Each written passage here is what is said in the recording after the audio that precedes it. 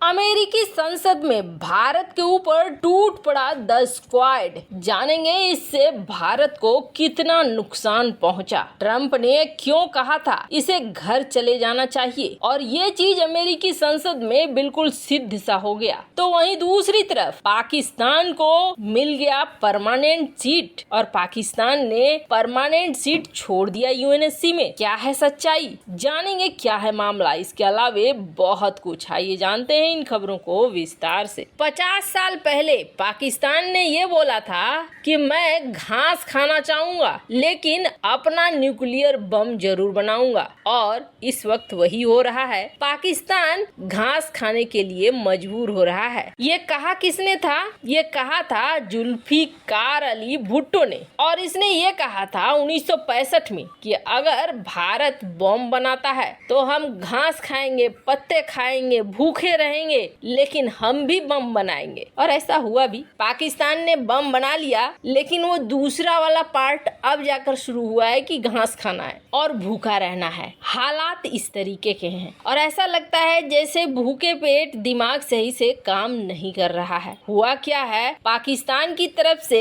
कल एक दावा आया था कि भारत के परमानेंट मेंबरशिप के जो पोजीशन मिलने वाला था उस पोजीशन को हमने नकार दिया, और हमारी विदेश नीति इतनी स्ट्रांग थी कि हम बिल्कुल खड़े हो गए और खड़े होकर हमने रोक दिया भारत को। यहाँ तक फिर भी लगा कि चलो बोल दिया, कुछ ज्यादा बोल दिया लेकिन बोल दिया। हालांकि बोलने वाला शख्स कोई आम नहीं है, बल्कि विदेश मंत्री के पद पर बैठा हुआ है, जिसे पहले तो समझदारी होनी चाहिए। हमें तो ऐसा लगता था कि हमारे देश में एक पप्पू है, लेकिन अब ऐसा लग रहा है जैसे उस देश में भी एक नया पप्पू है। इस लेवल का कंपटीशन चल रहा है दोनों देश में। अब तो पूरा यकीन हो गया कि बिल्कुल कंपटीशन बहुत टफ है, क्योंकि ये भी साथ में कहना शुरू कर दिया है पाकिस्तान और पाकिस्तानी मीडिया और पाकिस्तान के मंत्री ने कि हमें मिल रहा था परमानेंट मेंबरशिप लेकिन हमने छोड़ दिया। आखिर हमने छोड़ क्यों दिया? पाकिस्तान को जब परमानेंट मेंबरशिप यूएनएससी की मिल रही थी, बैठे बिठाए छप्पर फाड़ कर खजाना मिल रहा था, तो फिर क्यों छोड़ दिया? पहली बात तो ये है कि यूएनएससी का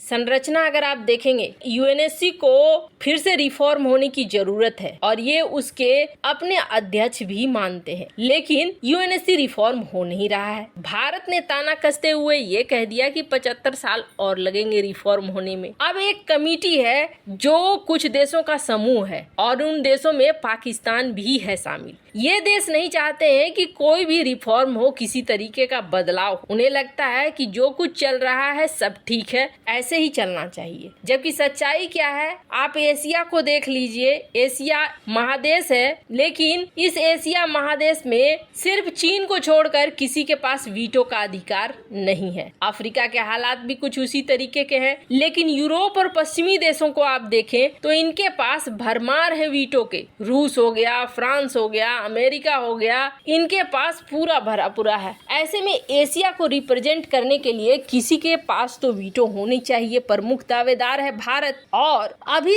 इस मामले पर बात चल ही रही है कि रिफॉर्म होना है या नहीं होना है। लेकिन ऐसा लगता है जैसे कि पाकिस्तानी मीडिया में जो भी ये आर्टिकल लिख रहे हैं, ये भांग खाकर लिखने बैठे हैं और ये कह रहे हैं कि हमारी वजह से ये रिफॉर्म रुक गया है। तब हमें पश्चिमी दुनिया ने ये कहा कि आप हमारे साइड आ जाओ और आप रिफॉर्म को ब्लॉक मत करो, हम आपको भी परमानेंट मेंबरशिप दे देंगे। लेकिन चूंकि ये वादा खिलाफी होती, इसलिए हमने इस बात को रिजेक्ट कर दिया कि नहीं, हमें परमानेंट मेंबरशिप नहीं चाहिए, बल्कि हम ये रिफॉर्म चाहते ही नहीं है। खैर, जब तक जियो कर्ज करो और घी पियो, इस वाली नीति पे चलने वाले पाकिस्तान को परमानेंट मेंबरशिप चाहिए। और दूसरी बड़ी बात, एफएटीएफ की ग्रे लिस्ट में जो देश है उसे चाहिए परमानेंट मेंबरशिप। खैर, जहाँ एक तरफ ये सब कुछ हो रहा है तो वहीं दूसरी तरफ अमेरिकी संसद में भारत को लेकर एक बहुत बड़ा बवाल चल रहा है, और इस बवाल में भारत के ऊपर द स्क्वाड टूट पड़ा। दरअसल भारत जिस तरीके से इस वक्त भूमिका निभा रहा है रूस यूक्रेन की जंग में या ग्लोबल पॉलिटिक्स में, ये चीजें किसी को अच्छी लग रही है, किसी को अच्छी नहीं लग रही है। एक पॉइंट हो तो हो, भारत भारत जिस तरीके से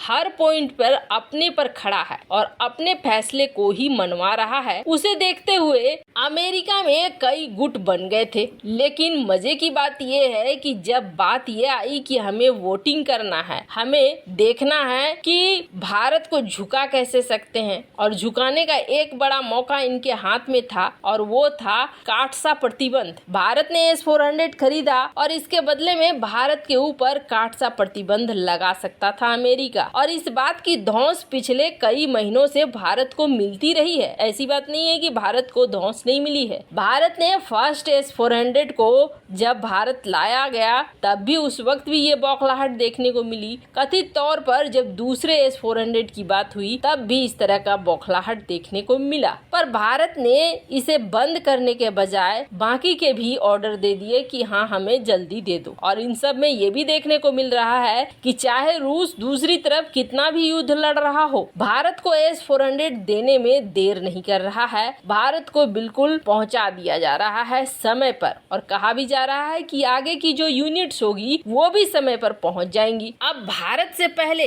तुर्की ने लिया था, तुर्की ने जब लिया तो उसके ऊपर काटसा प्रतिबंध लगे। हालांकि सच्चाई ये है कि ट्रंप के समय काटसा प्रतिबंध तुर्की के ऊपर लगे, लेकिन ये जो काटसा प्रतिबंध थे ना, ये वैसे नहीं है जो बहुत घनघोर टाइप से तुर्की को समस्या दे दे या तुर्की को प्रॉब्लम दे दे। ट्रंप और तुर्की के बीच ठीक ठाक रिश्ते थे, इस वजह से ट्रंप ने काटसा प्रतिबंध तो लगा दिया, लेकिन ये काटसा प्रतिबंध तुर्की के ऊपर नाम मात्र का है। फिर भी तुर्की बहुत बौखलाता है, इसलिए कि एक ठप्पा तो लग गया कि काटसा प्रतिबंध तुर्की के ऊपर लगे हैं। और बड़ी बात यह है कि F-35 प्रोग्राम से निकाल दिया, जिसकी तुर्की को बहुत ज्यादा जरूरत। पर इन सब के बीच में जब अमेरिकी संसद में वोटिंग होने लगा तो वोटिंग के दौरान जो सांसद थे वो दो भाग में बटे। 330 वोट भारत के पक्ष में चले गए। मतलब आर.ओ. खन्ना ने वकालत किया कि कानून में छूट मिले भारत को, और इसके पक्ष में 330 वोट गए तो इसके खिलाफ 99 वोट गए। लेकिन एक ग्रुप था द स्क्वाड, ये टूट पड़ा भारत के ऊपर और इसने भारत को